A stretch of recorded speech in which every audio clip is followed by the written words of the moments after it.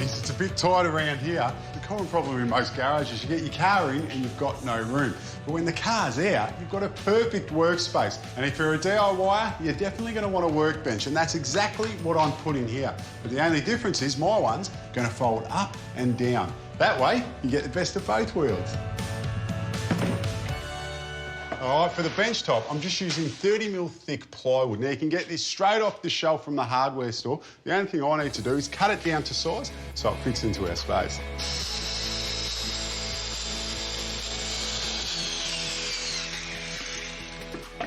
All right, that's the bench top taken care of. Now, I'm going to get onto the legs because that's going to determine our height. And for that, I'm just using these 90x45s and I'm going to laminate 2 of them together. And the height, well, that's 800mm.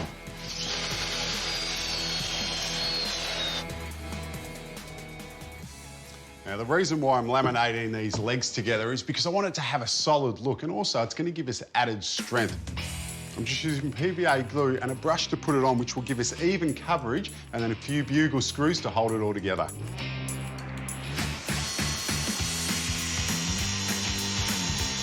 Now the leg's done, I can show you how this is going to work. So you can imagine the leg's down, and with a strap hinge, this is what's going to make it a folding bench. So basically it'll be folded up against the wall in this position, and then it comes down, and you can see it's a right angle, and that's where our bench goes. That means I'm ready to fit the hinges. All right, now the last thing I need to do to these legs before I set them aside is I'm putting a check out in each leg. That way, when these are attached to the table later on, when we bring them down, I'll add a piece of timber through, and that will make the legs come down in unison. Okay, this is how it is going to work. So we've got our legs. I'm going to space the 3 of them out. And you'll see that we've got this front perimeter beam that will go right across here. Now, one thing when you're spacing the legs that you need to be careful of is obviously these legs, as the table drops, are going to open. And if you're too close, you can see here, they're going to bind on the timber. So you need to set it forward enough so the legs open up to a right angle. And then the rest of the frame just sits between the legs like so. Now, the only thing left to do is to screw it off.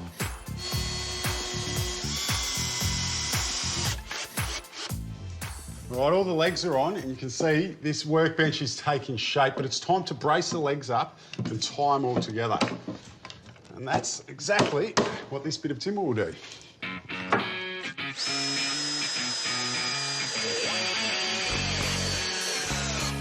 All right, now you can see how the legs work in unison. Now, there's one more step to do before we get this attached to the wall, and that's to put the hinges each side.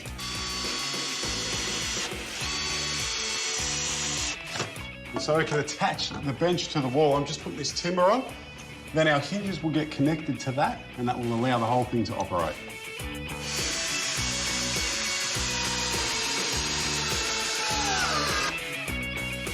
At this point, you definitely want to get a friend in to help you out because it is a little bit heavy, and then they can hold the bench in place while you screw the hinges off.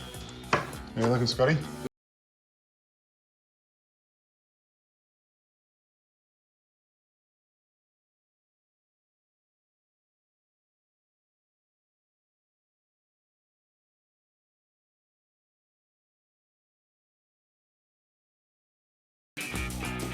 And look at that, a folding workbench. And to hold it in place, I'm just using a spring-loaded gate latch. And I've got to say, even if you're not into DIY, I reckon you wouldn't mind this bench in your garage.